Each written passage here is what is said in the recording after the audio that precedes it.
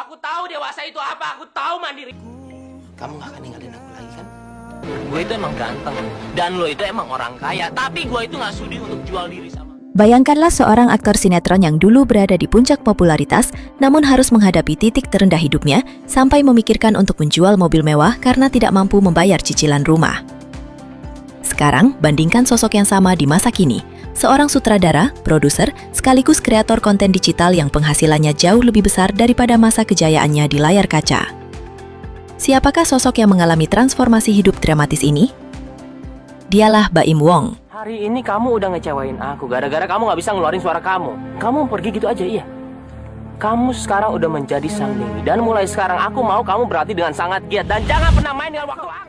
Baim Wong memulai karirnya sebagai pesinetron, membidangi berbagai judul yang menghiasi layar televisi Indonesia sejak awal 2000-an. Namanya dikenal luas dan dihormati sebagai salah satu aktor papan atas era sinetron. Namun perjalanan menuju kesuksesannya yang kini terlihat gemilang ternyata tidak selalu mulus. Di masa jayanya sebagai pesinetron, Baim berada di bawah naungan rumah produksi besar, tampil dalam berbagai judul populer, dan hidup dengan segala fasilitas yang datang bersama status bintang sinetron. Kamu sebentar-sebentar juga, Aditya. Kalau ada masalah, kamu selalu lari ke Aditya. Kamu ada aku di sini, aku mau kamu. Setiap hari hidupnya dipantau media dan penggemar. Namun di balik kemewahan dan popularitas, ada tekanan yang diam-diam mulai menggerogoti kestabilannya. Masalah utama datang dari usaha bisnis di luar dunia hiburan. Baim mengaku berkali-kali membuka restoran sejak 2007, namun hampir semuanya bangkrut. Sebagian besar pendapatannya dari dunia hiburan habis untuk menutupi kerugian tersebut. Kondisi ini perlahan membuat kehidupannya jauh dari aman, meski statusnya sebagai bintang sinetron papan atas. Apa yang terlihat dari luar tampak glamor, tapi kenyataannya, setiap hari Baim harus menanggung tekanan finansial yang besar. Popularitas dan pengakuan publik tidak mampu menutup fakta pahit bahwa bisnisnya tidak berjalan sesuai harapan. Baru-baru ini sebenarnya saya mengalami musibah. Minggu kemarin saya menerima WhatsApp dari nomor yang tidak saya kenal. Puncak keterpurukan datang pada awal 2018 ketika Baim memutuskan keluar dari rumah produksi yang selama ini menaunginya. Sejak saat itu hingga 2020, ia menghadapi kesulitan finansial seorang diri. Ia bahkan mengaku sempat kesulitan membayar cicilan rumah, hingga nyaris menjual mobil Alphard miliknya karena tidak mampu menanggung beban tersebut. Utang 1,5 kosong gue. Kosong, utang. 2 tahun penuh itu menjadi fase tersulit dalam hidupnya. Jauh dari kemewahan dunia hiburan, Baim harus memikirkan kembali strategi hidupnya, merestrukturisasi pengeluaran, dan mencari jalan baru agar tetap bertahan secara finansial. Paula juga tanpa saya kasih tahu kalian jumlahnya berapa, dia tidak sedikit. Jadi hasil kerja saya itu masuk perusahaan. Dari titik paling rendah itu, Baim memilih jalur berbeda. Ia serius menggarap konten YouTube.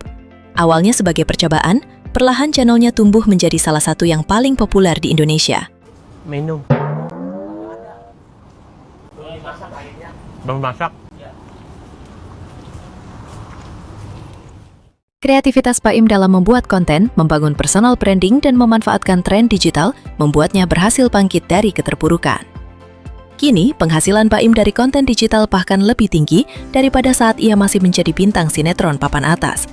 Transformasi ini menunjukkan bahwa dunia digital bisa menjadi jalan kesuksesan baru yang lebih besar daripada dunia hiburan tradisional. Selain itu, Baim membentuk tim produksi sendiri, merancang konsep konten, dan membangun interaksi langsung dengan penggemar. Strategi ini membuat channelnya berkembang pesat, menarik perhatian brand, sponsor, dan berbagai kerjasama yang sebelumnya sulit dicapai di industri sinetron. Ini namanya kebaikan kalian dibalas sama uang. Tuh lihat tuh. Tim saya semua tuh. Ini Baim ya? Iya. Di tengah kebangkitannya, kehidupan rumah tangga Baim menghadapi ujian besar. Pernikahannya dengan Paula Verhoeven, yang dulu dikenal sebagai pasangan harmonis dan kompak di dunia hiburan, berakhir dengan perceraian. Proses perpisahan itu diwarnai kontroversi. Ada tudingan kekerasan dalam rumah tangga yang diarahkan padanya, hingga isu perselingkuhan yang menyeret pihak ketiga. Baim sempat membantah tudingan tersebut di persidangan. Meski pernikahan berakhir, Baim dan Paula dikaruniai 2 anak. Mereka tetap berusaha menjaga hubungan baik demi kepentingan anak-anak, termasuk hadir bersama di momen-momen penting seperti kelulusan sekolah. Hal ini menunjukkan bahwa meski hubungan pribadi berakhir, komitmen terhadap anak tetap menjadi prioritas utama. Saat ini, fokus Pak Im Wong sepenuhnya bergeser ke dunia perfilman dan produksi konten digital. Ia tidak lagi hanya tampil di depan kamera, tetapi juga duduk di kursi sutradara dan produser melalui rumah produksinya sendiri. Sejumlah film garapannya berhasil menarik perhatian, mulai dari film horor yang meraih nominasi di beberapa festival, hingga drama keluarga yang mengangkat isu rumah tangga dan kehidupan sehari-hari. Ia bahkan dipercaya mengadaptasi ulang judul film asal Korea untuk versi Indonesia. Bapak, pergi! Bilang? Bapak! Berhenti!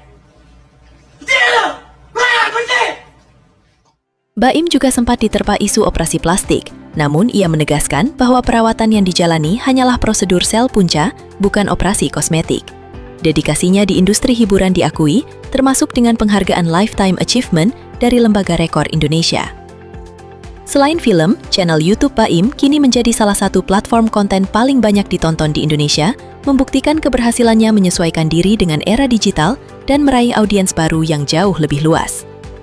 Perjalanan hidup Pak Im Wong mengingatkan kita bahwa kegagalan finansial dan karir, sekeras apapun, bukan berarti akhir dari cerita seseorang. Jadi rekeningnya juga terkuras sampai miliaran.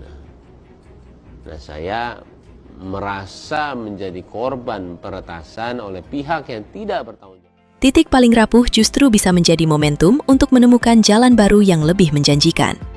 Transformasi dari pesinetron yang hampir bangkrut akibat bisnis gagal menjadi kreator konten digital sukses dan sutradara profesional menunjukkan bahwa keberanian untuk memulai kembali dari nol adalah kunci utama kesuksesan. Yang membedakan mereka yang benar-benar bangkit dengan yang terus terpuruk bukanlah seberapa besar kejatuhannya, tetapi seberapa berani mengambil langkah baru dan memanfaatkan peluang yang ada. Tidak sedikit. Jadi hasil kerja saya itu masuk perusahaan. Ini, Pak Im Wong berdiri sebagai figur yang membuktikan bahwa ketekunan, inovasi, dan keberanian menghadapi risiko dapat membuka jalan menuju pencapaian yang jauh lebih besar daripada yang pernah dipayangkan.